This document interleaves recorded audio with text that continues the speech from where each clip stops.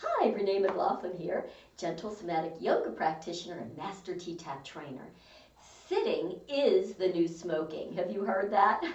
And why do we say that? Because so many of us sit all day long, whether we're in a desk or driving, and it is so hard on our bodies. Our bodies were not meant to sit so much. And when we sit, we just have horrible posture over time because we're not focusing on it. So I wanted to just give you a couple little tips about the best ways to sit in a chair when you have to do it, because you got to do it anyway. So let me just share this with you. You know, so often, I'm going to go on this side, what we tend to do is take our feet when we're sitting, right? And we sit them back like this, or however we do that. But when you look at that, notice what happens is I'm sitting on the edge of my chair and my foot is under. There's putting pressure on my knee. So when you do it once for a couple of seconds, it's not a big deal. But over time, that's what ends up happening is you can have knee problems. Depending on what you're doing with your legs, if you happen to have the legs out, you're putting pressure here. You might notice that on the side of your leg, your IT bands get really sore, and that pulls on everything else. So what you really want to at least focus on, especially if you're sitting for a long time, is you want to be able to have your legs, your knees, right in alignment. So right in alignment with the hips. So there's no pressure on it. Because I'm so short, as you can see, it's really hard for me to find chairs that I can actually put my feet flat on.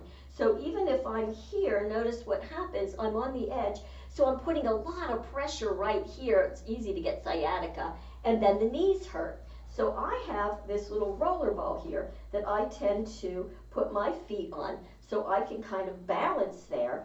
I have my knees right out in the center of my hips, knee and ankle in a straight line. I'm sitting on the edge. I can kind of roll this out to where I need to be, and sitting up tall, shoulders up and back. So in this position, my bones are holding me up as opposed to my muscles. Okay, so just thought I'd give you a little sense of that. Hopefully that will help you. All right, so now I'm going to share with you one of my absolute favorite Gentle Somatic Yoga moves. It's called the lighthouse, and we typically in class do it on the floor, but you know, sometimes it's hard and uncomfortable to get on the floor. We just don't have the time. So this is a beautiful exercise. What's it going to do? It's going to help squeegee out all that kind of stale energy after you've been sitting for a while, and you're also going to start to loosen up everything in the back. Fabulous. So let's get started. So I'm going to have my feet wider than my hips. Now you'll notice that I will be kind of wiggling around a little bit because I'm so short. I really should be in a shorter chair. So as we come around, just notice what I'm going to be doing. I'm going to be dropping this knee down to allow the hip to drop as I come around.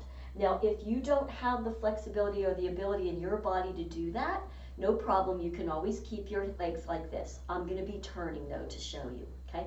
So one of the things that Gentle Somatic Yoga has taught me is that the brain loves contrast, meaning let's take a look and see where our range of motion is before we do this whole flow. And then when you do it after, you're going to be blown away when you see the difference, okay? It helps the brain learn between the contrast. So we're going to start here. I just want you to put your one hand here on the outside of the knee, the other hand back wherever you can on the chair. And then you're just going to go ahead and just start to turn. Now when you do this turn, you can turn your head a little bit. Don't go into any deep stretch though. Just want to kind of go, okay, where does my body just automatically want to go to? What's my range of motion right now? Can kind of turn the head. And I want you to put your focus on the back wherever you're at right now. That'll be your starting place. And then come all the way back. All right, so now we're going to start our flow. This arm can just be down. The other arm you're going to put on the outside of that shoulder. And let's go ahead and you're going to begin to do a turn to the back. So you're turning the shoulders back, allowing that front knee can bend in the hips. So again, just go back, no deep stretch to wherever you're going to go right now. And then just slowly, so in somatics we do movements very slowly. If you can shut your eyes with this, it's even better. You might want to watch me on the first one. You're going to do that same movement all the way to the other side. So you're just moving slowly, focusing in on what you're feeling, coming back, and we're going to do that again to the other side. So I want you to focus on feeling like you're turning that shoulder. And as you go back this time, That side that you're turning towards, see if you can squeeze that shoulder blade in towards your spine. And I'm going to drop this knee a little bit and just see, wow, I can get a little bit more out of it, just interesting. Then I'm going to keep my eyes closed as I come around to the other side, kind of adjust my feet so I don't fall off the chair, bending here, taking that back shoulder. And when I get back to that side, to wherever I'm going, I'm going to squeeze that shoulder blade in. Just for a second, feeling what happens when I activate the upper back there. Then I'm going to come back again to the front. Good. Now this time, I'm going to do it, but as I take that shoulder back, my head is going to go in opposition to the shoulder. So in other words, as I bring that shoulder back, my head will be looking over the front shoulder, can bend that front knee, and I'm even going to bring that shoulder blade back again onto that side. And then I'm going to slowly come back. Now notice, my head goes in opposition. Now I don't know about you guys, but this tends to take a while for me to get. My brain gets confused sometimes as I do this. So I'm all the way over, squeezing the blade. That knee is bent, that hip is stretching. You might want to pause for a second when you get to that side. And let's just do that same thing one more time. So coming around, I always love to notice where my brain gets a little bit confused with the head turn. So if you go slowly enough, you'll start to feel it. I like to relax my shoulders here and then squeeze the blades in. Just noticing what you're feeling with that. And let's come back around. Just one last time on this side. Right there, right in the center, my brain goes, what do you want me to do with that head? And come on around, squeezing the shoulder blades. And bring it back again to the center slowly. Now we're going to change it up one more time. I want you to take your 3 middle fingers and just, you can tuck your chin so that your head is level, but just put your hands, your fingers there under the chin, because you're going to keep the head now level with the chest. Let's try it again. Again, I like to keep my eyes closed, so you're going to kind of come around, feeling the turn. When you get over there, squeeze both between the shoulder blades. See how that feels to you. I always find it so interesting that my head so wants to turn. So I have to really focus, coming back around.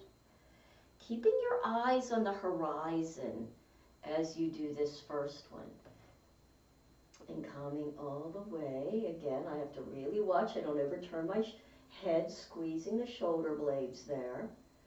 Coming back. Isn't it interesting to notice what you're feeling as you're doing this? And that's one of the beauties of keeping your eyes shut. You can really focus inside. Now we're going to do that same movement, only this time, just like we did with the head, we're going to keep our head in alignment, but our eyes are going to move in opposition. So as I go back with my shoulders, my eyes now under my eyelids are looking over that front shoulder. And I'm going to bring my shoulders down, but squeeze between my shoulder blades. And now I'm going to slowly unwind that, coming back. So now the eyes, as we come to the center, are right in line with the fingers. And now as I go the other way, the eyes are going to look up the front, and this is back. Squeeze between the shoulder blades. And coming back again. Good, and you can do it another time. I'm going to stop on that one for here, coming back to there. Good, bringing my hand back here. Now I'm going to come around to the side, so my shoulders are to the side. I'm going to lift my elbow up and my chin up, and I'm going to arch my back. Just feeling the length and the strength of my back. My knee is still bent to protect. And then I'm going to drop down, curling back, dropping my head, dropping the elbow, and relaxing in the shoulders there. Good. Let's do it one more time. Coming up, so the elbow lifts.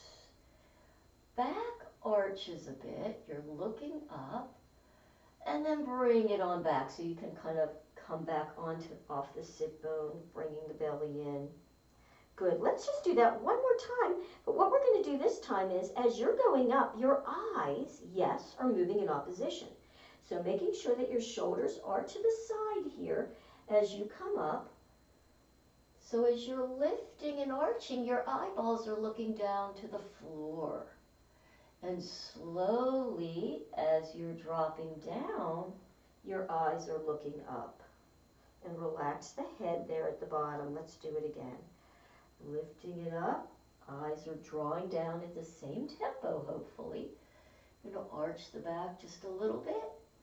And come all the way down. And you're looking up. Good work. Dropping the hand there. Let's come right back. All right. Check it out. We're going to see how much more range of motion you got from doing those. So putting your hand back here and on the chair, go ahead and come around.